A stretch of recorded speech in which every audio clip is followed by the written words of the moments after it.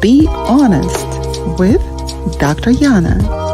Join me for honest conversations with experts, get practical advice that will help you to better navigate your relationships and empower you to create meaningful and lasting connections.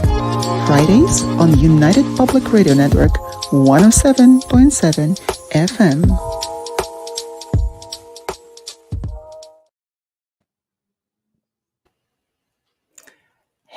Hello, ladies and gentlemen.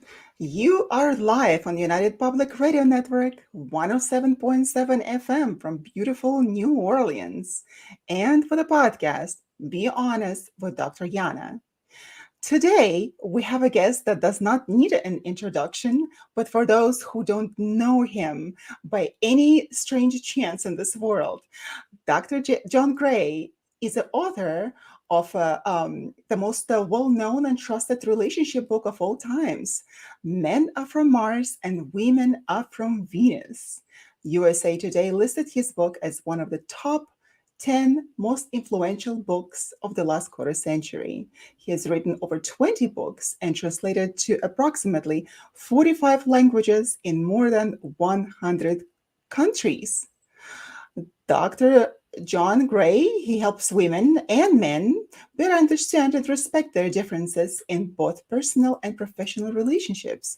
And his approach combines specific communication techniques with healthy, nutritional choices that create the brain and body chemistry for lasting health, happiness, and romance.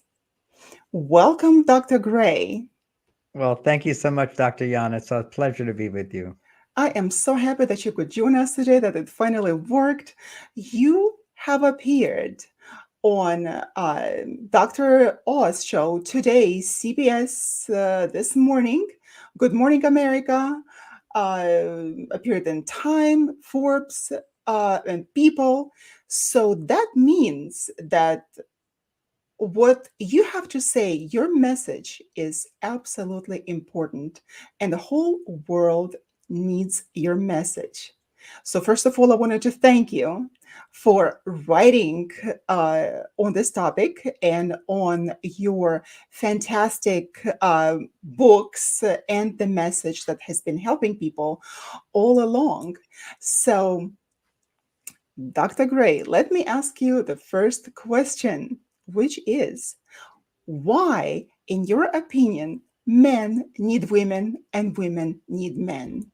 That's such a great question. I love that question. It's more relevant today than ever before because as women have become more independent, historically women depended on men for making money and for protecting them. And today, because we have a civilized society, you don't need a man so much for protection in most places, and you also don't need a man to make money for many women. They're making more money than men. You know, in the 90s, the cry was women are underpaid and so forth. But today, actually, statistics show that for the same job, for the same amount of time, women make more money than men. It's amazing. So this is a shift which has taken place. Now, there are statistics that show that at the very bottom level of jobs, women will take the low-paying jobs because, you know, when you're a mother and you're single, you'll do anything to take care of your children. But, you know, when you look at the educated women at the universities, what you see is 2 women to 1 man graduates. And education often helps you make more money. So anyway, so women today don't need men as much. So what you have is, what do women need men for? That's a big question. You know, I've said to many women, you know, we talk about it and I don't think I need a man. And I say, well, let me tell you what men need. Men need to feel successful. Men need to be able to be independent, to be able to accomplish, to achieve, to work and feel successful. That's the most thing. He depends on himself. He needs to depend on himself for that. But then that's going to create a hole in his soul. Once he can take care of himself, this is a progression for a man. Once he can take care of himself, he will find himself empty. And in that emptiness, he will turn to drugs or alcoholism or all these things. But the wise man will find a woman. We need women. Now, what's the evidence of that? If you look at divorce statistics, men will get married within 3 years. Women will take 9 years and usually don't get married again. These are just statistics. Don't blame me. But women don't need men as much, particularly now they have independence, a culture that supports financial independence. What do I need men for? And men are over here going, where are the women that need a man? It's just, it's literally when, I'm sitting in an office where I've counseled for 50 years. And basically, when a couple wants a divorce, like I just counseled a couple who the wife had taken off the ring. And so the man said, okay, I need to hire somebody. He can hire the best. So he hired me. And so I'm counseling them. In one session, she put the ring back on. I told them they still need a lot more work, but I gave them clear hope of what they can do because I helped them understand uh, how they're making the problems themselves. When particularly anybody who ends a relationship, they tend to blame the other person. They don't blame themselves so much. Uh, and so when I help couples, I help explain to women how you think you're giving more to him. You feel like you're giving more. You feel like you're contributing more. And there's no question about that. But it's not what a man needs. What a man needs primarily is to feel that you need him, because if you need him and appreciate him, you can't appreciate somebody for what they do for you if you don't feel I need them. Now, some people go, there's still women, many women are not in touch with that. So let me give an example. If you're hungry, and for example, right now, I happen to be on the 5th day of a water fast. Okay. So on the 5th day of water fast, I was at somebody's house the other day and they were making soup. It smelled so good. It was like heaven. And the senses become enlivened that the taste. I walked in my yard. I have oak trees and the wind was blowing and the sun is shining. And I feel like I'm in heaven. I don't normally feel that way. Okay. So I feel it because I really need to eat. So when you really need something and someone gives it to you, it tastes so good. It tastes so good. So if you're a woman and your husband makes $500,000 a year and you make $20,000 a year, you're so grateful to be with this guy because maybe you can't do that or you don't want to do what he does. And he does that for you. You feel so grateful that he's doing it. And I don't even want to do it. And I don't want to do it all by myself. I don't want to carry the responsibility. Isn't it nice to be in a partnership where you don't have to do everything yourself? So why do women need men? One level is you have companionship. You have somebody doing things for you, even if you're making money, because so many women are making money today and more independent. So what do you need? Well, Dr. Maslow, almost 100 years ago, answered that question. It's called hierarchy of needs. When your needs for survival and security are fulfilled, then other needs come into play. And for women, that need is the need for emotional fulfillment. Emotional fulfillment is anything somebody does that provides for you a message, a context, a support that will lower your stress levels. Lower your stress levels. When you're feeling happy, relationships are great. And part of what makes a hungry person, meaning you're in touch with your needs, happy, is you feed them. So men have to learn a new skill, and that we've always been providers to make women happy. Now we have to understand a new language, a new way of behaving, a new way of interacting with women that provides specifically for their emotional needs. And women have to realize that giving him the opportunity to do that and educating him on how to do that in a non-demanding, complaining way, educating him how to do that is the greatest gift you can give to a man. So that's not the way people think. Women say to me all the time when they're wanting divorce, like this woman I was just yesterday, I give and I give and I give and I get nothing back. I'm giving more and it's unfair. And as that process starts to happen, whenever a woman feels I'm giving more and I'm not getting back, then she's not appreciating what he gives. And if you don't appreciate what a man can provide, then suddenly the man will provide less. It's like if I go to a job and they don't pay me, then I'm not going to work at that job. This is all unconscious inside of us, but I give a conscious idea. So men have energy based upon feeling needed. Now, being on a 5-day fast, just for fun to share this, I was just laying out in the sun like a dead man. Okay. I have no energy at all. I get to come on this show and talk, and I'm full of energy because I'm needed. Whenever man is needed, he is motivated. So that's what women need. Women need a man to provide their new emotional needs that many women may not be aware of. And men may not be aware of it, but what men need is first to be independent and feel good about himself and do something that makes him feel successful, contributes to the lives of others. And once he can be happy on his own, then he needs to take the big task of providing for a woman. That takes maturity. But today, it doesn't take just the maturity my father had, which was to work hard without complaint, to be a not angry husband, a policeman in the home, because she had 7 children. And he was the policeman. Mom would say, if you don't listen to me, I'm going to tell your father. So she was so happy to be married to my dad, but he didn't have emotional support skills like how to listen to what a woman's feeling, what she's going through. He didn't have skills to be affectionate. He didn't have foreplay skills in the bedroom. He didn't have any of these things. And yet my mother was happy. Okay.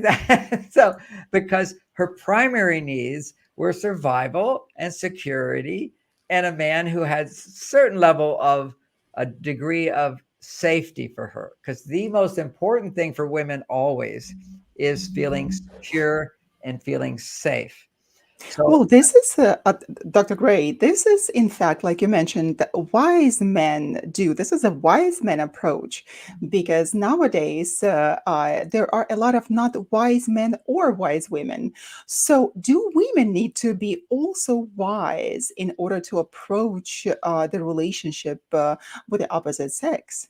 I love what you just said. And I like the idea of saying wise. But from my side, I would think educated. Because wisdom kind of implies to some people implies that you're just a wise person. You know, some people are stupid, some people are wise. No, everybody can be educated. The stupidest person, okay, from one point of view, they have not educational. If they are educated on the ideas that we're talking about today, suddenly a doorway opens up. Now, I just had lunch with my neighbor. He's been here 3 years up on the hill. And he called me, he said, we should get to go know each other. He's a married man, 45 years old. He's got 3 daughters. And he invited me to lunch. And then he asked me, what do you do? I said, I wrote Men Are From Mars, Women Are From Venus. You wrote that? Unbelievable. That changed my whole marriage. That changed everything. And what he learned from that book that he could recall to me, I said, so what'd you learn? Oh, when my wife is talking, I don't have to explain things to her. I don't have to make her feel better. I have to tell her what she should feel. I learned just listen, ask questions, have a little empathy for whatever she's going through, and she will change by herself. There's nothing I need to do at that time. She's an independent woman. She's quite capable of shifting from feeling negative to positive. And that is the whole concept that you know as Dr. Yana is therapy, counseling. If people can see what they're upset about, they're no longer upset. They can understand what they're upset about. You know, I have a mountain outside my window. There's two ways of relating to it: is being on the mountain, being one with the mountain, or looking at the mountain. And when people can look at their feelings at a distance, then the brain can go, okay, if that's negative, that's causing pain, I can change that. But we are designed to look at negative feelings because if we look at our brain function, the left prefrontal cortex of our brain is always looking at what's positive, and they've proven this. And the right prefrontal of our brain is look at what's wrong. But when you're in a stress state, the brain will go into what's wrong and can't go into the right side. And for women, they go into a stress state primarily, and I can get to the biology of this as well, because stress, I'm talking about the stress hormone. Women go into a stress state when they don't feel safe to express themselves, to ask for help, to be protected if necessary. You know, when you don't feel safe, if you're a woman, you feel stressed. Men, I cannot feel safe and feel fine. Safety is not a major issue for men. I don't walk around going, you know, I don't feel safe. Certainly, if there was huge danger, again, I'm going to go, what should I do? What should I do? But I'm not going to feel a lot of fear. This is masculinity. Now, there's some men that are very feminine today. They're all about fear. Okay, questionable. But you don't get to where I am in success if you're not fearless. And sometimes I feel fear, but I don't act on it. I know it's an irrational feeling. I need to just let it be on the mountain, and I'm over here, and I let it go. Objectivity, understanding. Most fears people have are irrational. If it's a real fear, then your brain immediately goes into taking action and you do something. But if it's irrational fear, so many people have irrational fears. Women today, very commonly, they feel, I'm afraid my husband doesn't love me anymore. It's a big question. I'm afraid he doesn't love me, or I'm afraid if I ask him to do something, he won't do it. I'm afraid he'll get mad at me. I'm afraid I'm asking too much. I'm afraid I'll never get what I need in this relationship. I'm afraid other people, that's the fear of missing out. Other people have more than me and I'm missing out. Thank you, Facebook, for that. It's driving women nuts. And not nuts really, but it's just feeling stressed. And when women feel safe and secure that they have what they need. And most men, you are safe and secure. And if you're not, you should get out of that relationship. But what I help women understand is that your expectations of men are all wrong. Quite often, you expect him to be like a woman. It's like if you're a woman and another woman, and I come to you, Yana, and I say, oh, hi, Yana. How are your children? How's your family? Blah, blah, blah. And you'll listen attentively and you actually be more interested. And then you now feel you can ask me a question and ask me. I'm sorry, I said it wrong because a little confusing on the screen. So if we're two women and I see Dr. Yana, I want to tell you all about my life, but I'm not going to tell you all about my life because that would be selfish. So first I'm going to ask you about your life. You'll talk, and then you'll give me permission to talk about my life. Well, women, the same way, they want to get men to talk a lot so that they give themselves permission to talk a lot. But most men don't want to talk a lot. And if a man does want to talk a lot, he's on his female side. And most women in my counseling office are disgusted by it after a while. They go, I'm with a girlfriend here, or he complains, he has problems. I don't want to hear his problems. And yes, you do want to know that he's happy with you. So you can ask. See, these are things we have to learn communication skills. Honey, I'm so happy to see you. And you're in your cave. You're sitting on your couch watching TV. Listen, I just want to be reminded how much you love me. Do you love me? Yes, I love you. And you say, how much do you love me? With all my heart, honey. And you still think I'm beautiful? Absolutely, I think you're beautiful. And are you happy you married me? Absolutely, I'm happy I married you. You're the best thing that ever came in my life. He will begin to feel those things because he's not feeling it then. See, men have 25% more muscle mass, 10 times more testosterone. That means what that means is he's more disconnected from emotions. And that's good. That's so he can go out and protect you. That's so he can do the traditional male jobs that women still want from men, which is I want you to go out there and do the dirty, dangerous, difficult jobs. Okay. But that's not enough today. Okay. Women need this level of emotional support.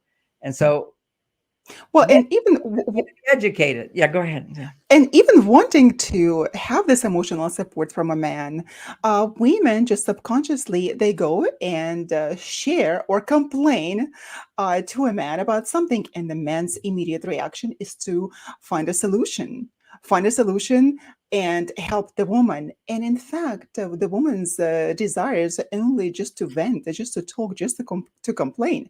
For me, it was a huge game changer when I told my man, okay, here's the deal. I don't want you to change anything. I don't want you to find any solutions. I just want to talk. And it was so funny to see the eyes and the expression in the eyes of my man. Oh, so you just want to talk? Okay. It was a genuine surprise, but that was a game And to the changer. same man, and this has been going on for 40 years, but I'm just telling you yesterday, he was like, I couldn't believe it could be so easy. Okay. It was just learning. There was another thing he learned. Uh, when she's complaining, it's not about me, even though it might sound like me. What she's telling me this is so that she can feel better. And there is a place to hear what she says. And for women to learn how to share their feelings without it sounding like complaining. See, that's another lesson to learn for women.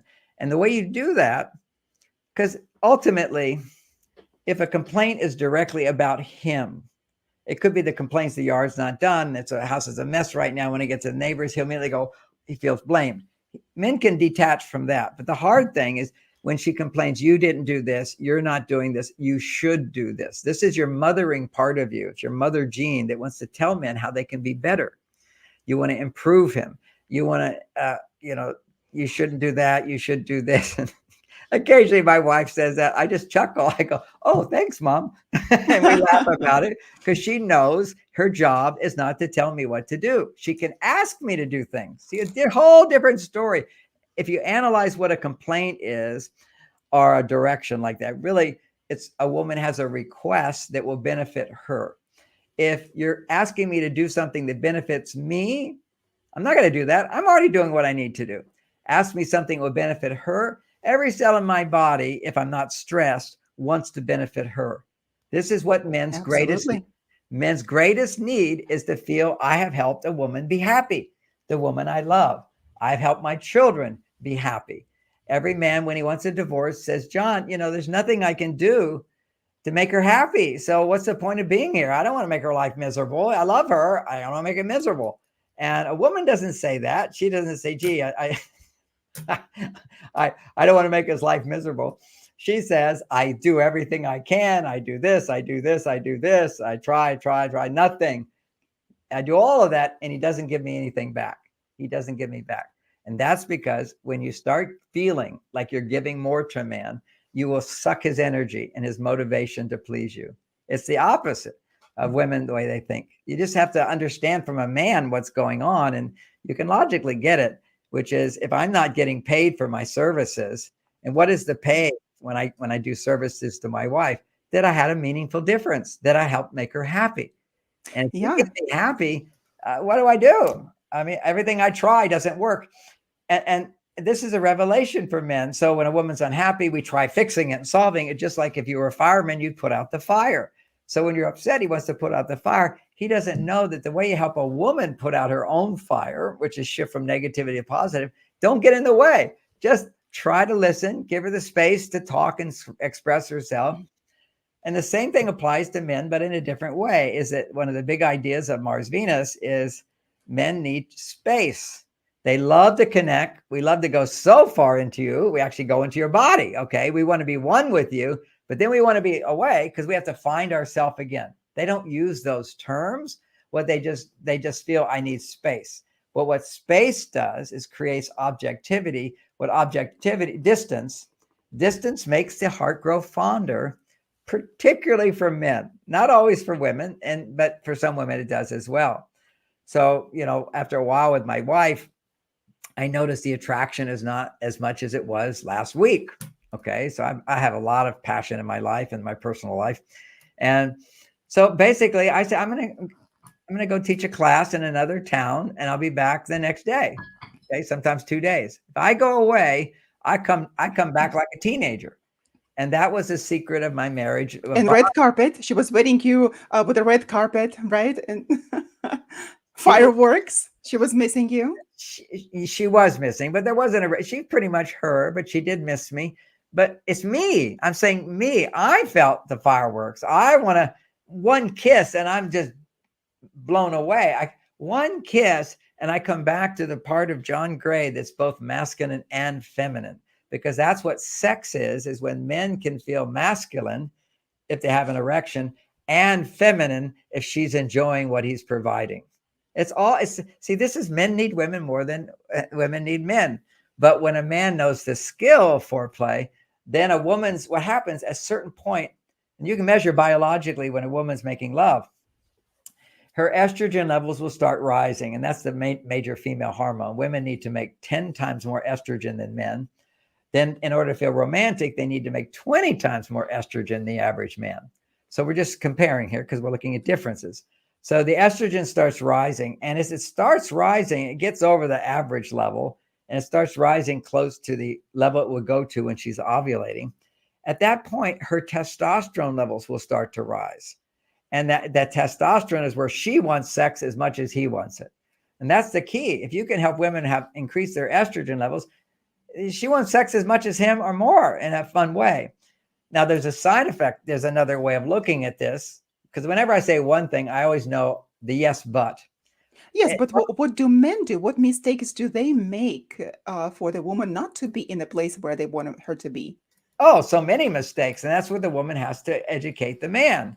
He's just doing what he thinks is right, and she's You doing call what it she training, thinks is right. Dr. Gray. You call it training. You have to train a man. You know who reads my books? More men buy my books than women. For the first 5 years, it was women who bought the books, got men to read it. Now these feminist women who are so independent, I don't hear John Gray talking about men and women are different, but the men, oh, they are so into that book. Married men, they love their wives. And another guy will say, hey, you just don't understand it. You need to read John Gray's book. Men are so easy to educate. We are so flexible, whereas women are not. In certain ways, women are way more flexible. But imagine you've been doing everything you think is right, and women put a lot more into relationships than men do.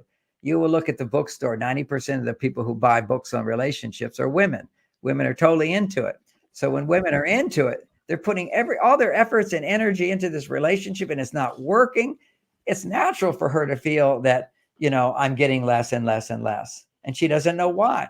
Because she's a part of it. Takes two sticks to make a fire. Okay. If you have any resentment towards your partner, if I have resentment to my wife, she will shut down. She will not feel safe. She cannot open up. She cannot have estrogen. What men need is 10 times more testosterone.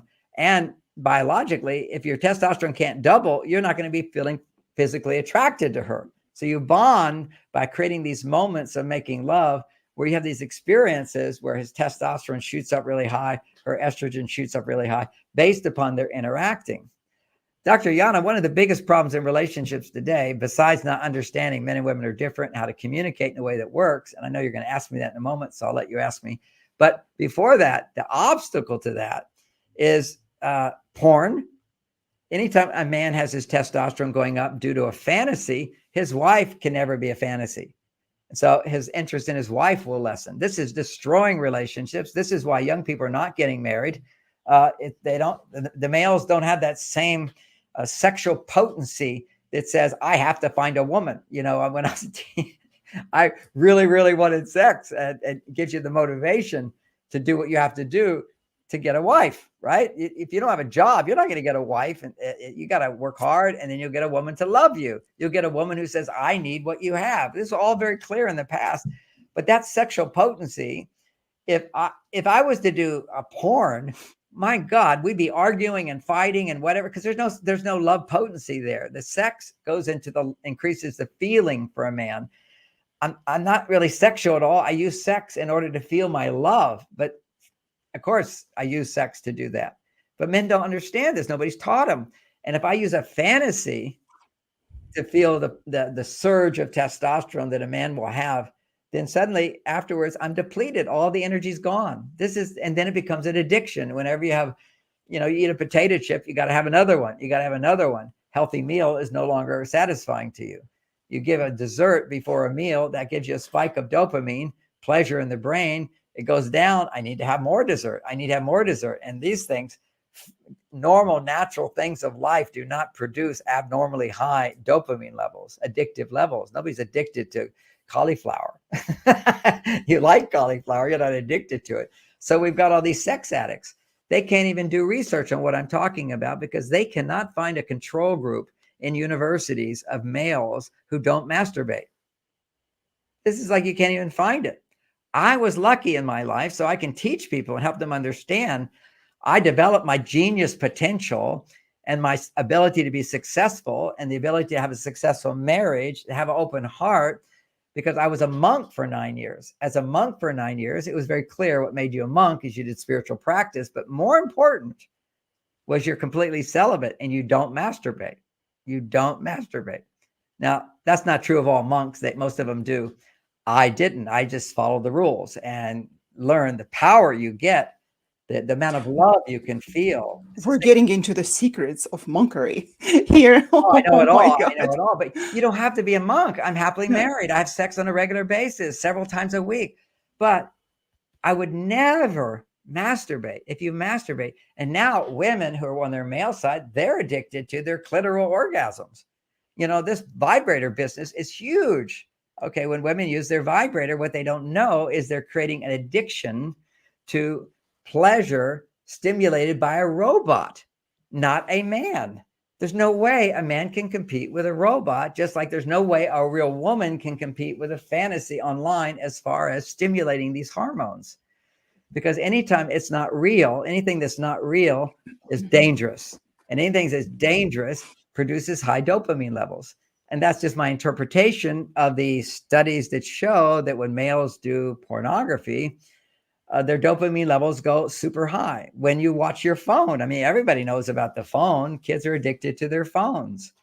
And, you know, the sad thing is parents are giving their children, little babies, and movies on their phones.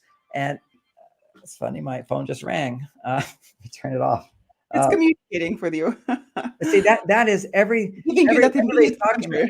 pleasure. Social media is driving people crazy again, because what it does, besides the fantasy of, you know, when you take a picture, you know, I grew up in a family of 7 kids, and we weren't always happy with each other, right? This is family drama that goes on.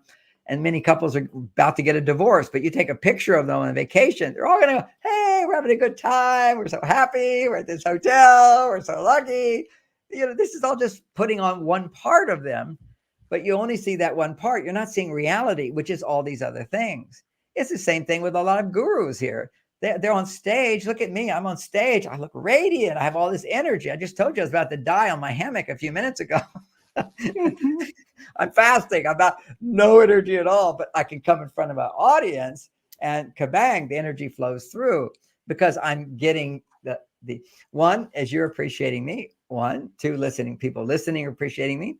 But 3, I know I'm helping. So that knowledge of I'm helping. And so when I'm lying on the couch, I'm not helping anybody. See, particularly for men, we have to be helping for our energy to go up. For women, they have to have somebody helping them for their energy to go up. It can simply be your makeup is helping you. Your clothes are helping you. Shopping. Women love to shop. Shopping produces female hormones, putting little enormous. All these things are making you feel more safe and secure and happy, because you're depending on these things to make you look more beautiful. And what I counseled somebody today on, which is why the man couldn't get an erection, I explained the wife doesn't feel worthy of his love and attention. It was so clear, because she feels, you know, not good about herself. And again, it's a secret that people don't know. Men primarily get turned on by a woman enjoying a man's presence. Okay. If I'm making love to my wife, if she's not enjoying it as much as I'm wanting sex, then I make sure I go back to the things that would help her enjoy it. You know, with the kissing and the hugging and the breast touching. And those points produce a lot of the hormone oxytocin. Oxytocin is the hormone of safety. And again, you get all this bad propaganda out in the world, because they're even saying men need oxytocin. No, men generally don't need oxytocin. It lowers their testosterone levels. Whereas women need oxytocin because it is a doorway that opens. That's safety, like a nice massage, feeling at ease, feeling you can ask for help and get it. You don't need, maybe not even need help, but you need to feel I can ask for help and get it. But what happens then between a male and female when they're kissing and hugging and making love? A lot of oxytocin is produced. And now you're saying that for the more oxytocin, then testosterone falls. So what do we do for the testosterone not to fall during those times? Her oxytocin goes up. So I'm the man. I'm sucking on her nipple. Major stipulation of oxytocin. First, you can't do it right away. You got to kiss for a while, hug her for a while. As her natural safety and the environment opened up, then the buttons that produce oxytocin. You know, oxytocin in a woman is the hormone that brings the milk down into the breasts. Sucking on the breasts is a super powerful thing to help a woman start feeling more and more safe. Biologically, oxytocin opens the door for her estrogen levels to go higher and higher. Estrogen is the hormone of love, not oxytocin. Oxytocin, everybody thinks oxytocin is a hormone of love. No, it's when a woman feels safe. That's, you know, feeling safe is a form of love, but a deeper form of love is feeling I can trust you, I can depend on you. So if I feel safe, now I can depend on you and I can trust you. So I'm going to allow myself to need you. Okay. You can't see, women don't feel safe with men. And so many women grew up with divorced families and they didn't see a father that they could depend on And they have no idea how wonderful men are because they didn't have a father. If you look in the Black community, uh, 70% of children in the Black community in America have no father at home. One. Two, 40% of the white community have no father at home. If you're a girl or a boy, doesn't matter, and you don't have a father at home, you don't need a man. You don't know what you need until somebody gives it to you. Imagine a child, they don't know they need milk until you stick it in the, this is what you need. And then they start sucking a bit and then they go, oh, I think this is what I need. You have to get what you need before you can know what you need. Something happens to you, go, oh, this makes me feel good. Now I want to do more of that. But then it is possible to teach women also, even in these situations, to teach them how to behave with a man in order to bond with them. Because I was fortunate to learn it early on to have a healthy bonding with a man in terms of knowing that I should allow him to treat me well, allow him to do things for me. And this is how he falls in love with me. I Yes. learned it early on. And strangely enough, like I was telling you the other day, I I bought your book. And when I read your book, Men Are From Mars and Women Are From Venus, I could not believe that someone was actually writing things that I have known all along and been teaching others how to do it. The most important thing there that I learned that I was not wrong, because in our Western society, to be in this passive position, allowing men to do things for you, for him to be able to bond with you, right? That is not so acceptable. So I, in fact, was thinking that I was probably doing wrong. I am not such a progressive Western woman that I'm doing that. I'm a passive, and it didn't feel good for a while. But I thought, like, you know what? But that works for me. It works in my life, and my man loves me and wants to do more things for me. Yes. So Yes. I understood, by allowing a man to do things for you, that creates even more self respect in him, even more desire to come and help you and treat you best because you are appreciative. But nowadays, this is such a, I think it is. Such a tragedy and a pandemic that nowadays, and this started happening some time ago, several decades ago, that our society emasculates men, and men are not as masculine as before. Now I understand that we had a modernistic, not a modernistic, but we had a modernism before, and now at the beginning of the 20th century, right? And then now somehow we live in a postmodernistic world and the values are different. And men, like you said, they're more on the passive side. So, what do we do about that? How do we change it? Do you think that there is a positive future for our society in terms of relationship, or we are doomed if we're headed in this direction? Oh, the thing about people is when they go so far in the wrong direction, they do wake up. I think people are waking up now. They're starting to Hmm. wake up. We've just gotten so lost. Not us. We have good relationships, but people think, oh, I can be single and be happy. Some people can. As a monk, I could have, but for my soul, it said you have to do more. I was very happy as a monk, independent person, all on my own, self-sufficient. For some people, that's okay. Particularly for women, it will not produce the hormones of happiness. That's just the reality. Okay. And maybe there's some exceptions to that. But there was so much that came up as you're talking. And that one thing was, and why this word being passive is actually, I'm just going to reinterpret it to a word that the Western world would understand better. Being passive or being receptive. See, they're the same thing, is giving a man the opportunity to give to you. And so you label that, he can do more for me because I'm passive. No, it's not passive.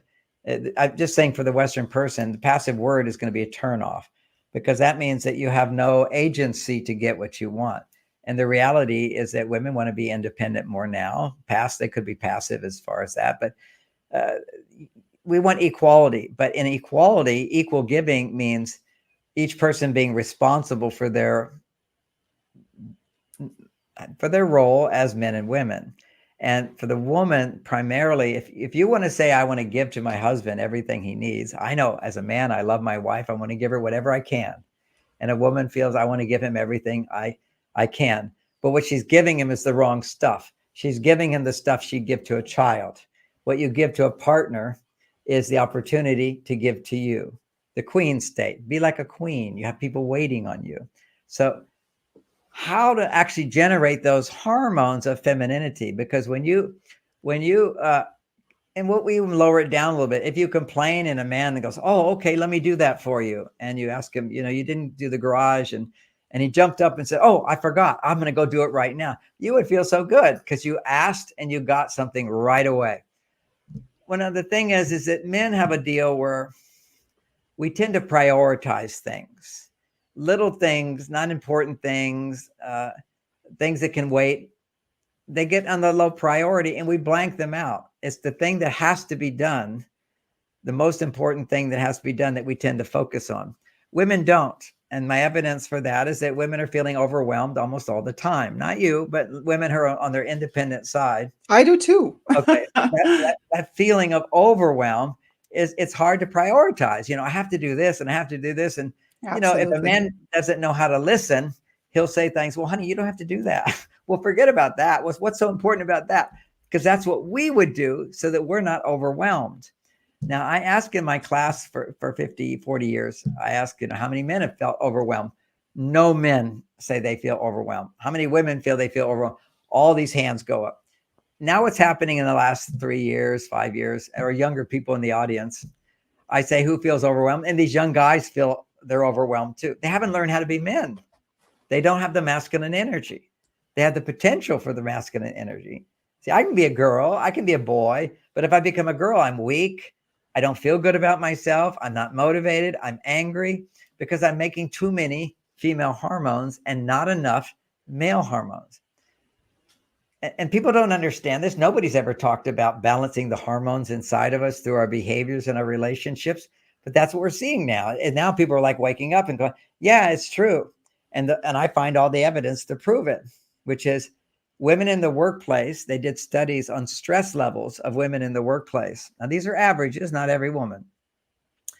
But in that study, it showed that when women go to work at the workplace, their stress levels go up, they double. Okay. And basically they double compared to men's. So they're much higher than men's. So they're doing a relationship between men and women. And that study was done with the intention of showing that the workplace is not supportive of women. And if we're going to invite women in the workplace, we need to change the workplace.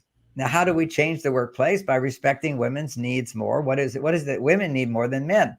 Teams, working together, feeling supported, having space to have a human resource where you can go and complain, so ask for help, so we start making these changes, which I think have gone too far, but whatever. The changes are there, an attempt to help women feel more at ease in the workplace. Their stress levels are double.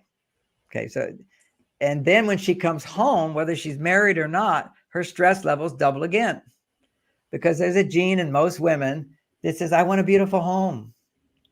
Okay. I want a beautiful home, and I want things to be clean, and I want things to be nice. And it takes a lot of work to do that. Okay. And maybe they have a housekeeper. Maybe they may not be as stressed, but if you have children, you want to make sure your children are fed, and you haven't seen your children all day. You want to spend time with your children, and you missed out on a whole day of spending time with your children, because many women who are in business, they say, oh, I can't be with my kids all the time. I understand that, because the world we don't have a culture that supports the mother being at home with their children.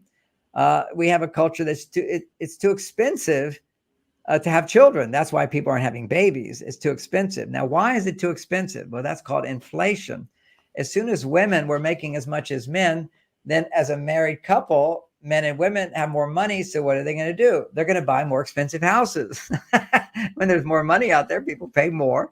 And now you've got this nice house that you paid more for than Before, when women weren't working, everything was more balanced. A man could make enough money to support his family.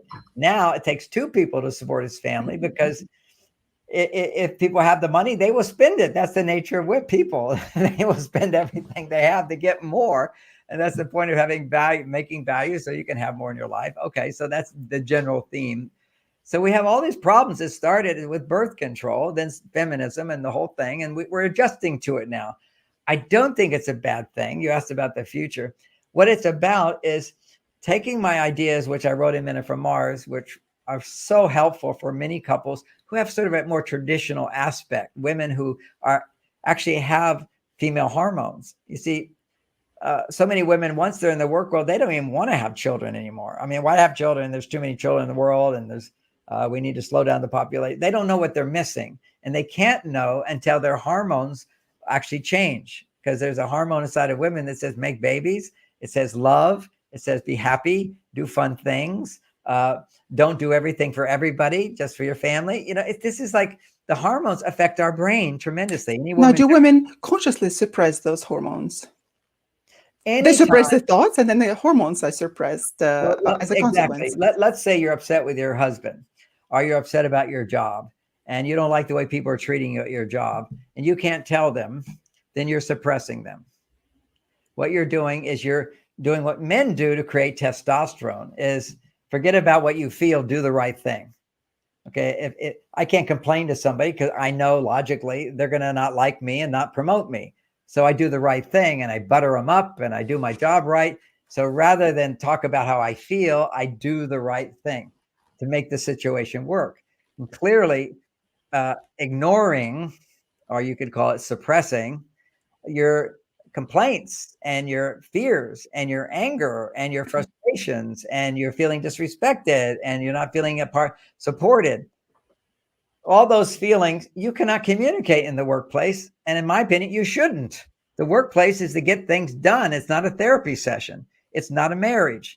A marriage, come home to your partner and talk to them about the day, and then those feelings can be expressed. But historically, if you actually did that, then men will say, oh, don't be upset about that. You should do this. You should do this. And it's not a problem.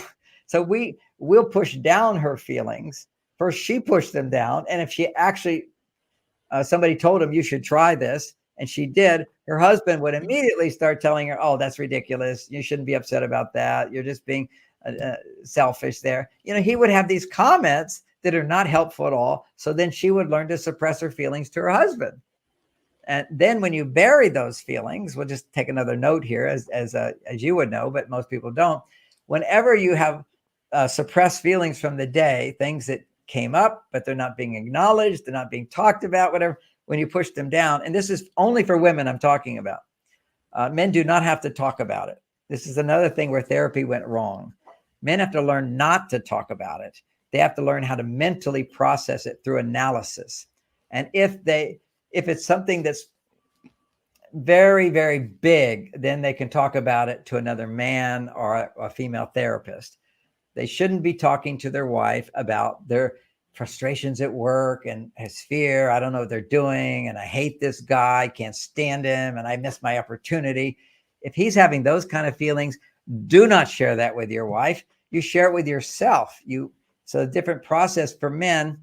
And all I'm doing is just saying, look at what behaviors create estrogen and what behaviors create testosterone. Men only experience stress hormones when their testosterone is low. Women only experience stress hormones when their estrogen levels low or their progesterone levels are low at different points in her cycle. And that's all written out in my hormone book, which is called Beyond Mars and Venus. And every woman should read it to know about her body, which is when she's in the job, she's making testosterone and not making estrogen. Anything you do, any work you do to make money produces testosterone. Any decisive job where you have to make a lot of decisions produces testosterone. So you want to be able to come home to a personal relationship where you can feel free and safe to express your discontent about your job. And if a man, you teach him how to listen, just like you said, honey, I don't need you to fix anything. I don't need you to say anything. And I want you to know it's only going to be 10 minutes. This is we're finishing up, I know, and this is the fix. It's only 10 minutes. You don't have to say anything, and magically I will feel better and grateful that you listened. Absolutely. Well, Dr. Gray, I am so happy that you could join us today. And in fact, our psychological sciences and every science that we have reached the highest heights in it, but we are not able to communicate with each other. You should be creating the Mars Venus University because there is a pandemic. People don't know how to relate to each other. We don't understand each other as genders. And I believe that you are doing such an incredible and such a valuable work on this earth that so many people have benefited and were able to keep their relationships, save them, or to create better relationships. So all thanks to you. So Mars Venus University needs to exist. Well, it Thank you does so much. exist. It Oh, it exists does in exist. China. In China, we have a whole building and everything. The Mars Venus. I mean, all the universities there. They love my work because they're not feminists there. Do They we need to know. go to China in order to learn it? Well, We need one here in California. the first thing you could do is go to marsvenus.com. We have so much information there, so many classes there. It's all available to people. But I thank you so much for being with me today. Thank you very much. And I hope that we can meet again to speak about hormones. Yes, we can do that. Absolutely. Thank you. Thank you very much. You have a fantastic day. Goodbye. Bye-bye. Well, you have been with this, with Be Honest with Dr. Yana on United Public Radio Network 107.7 FM. Thank you for being with us today. Have a good day, everyone. Goodbye.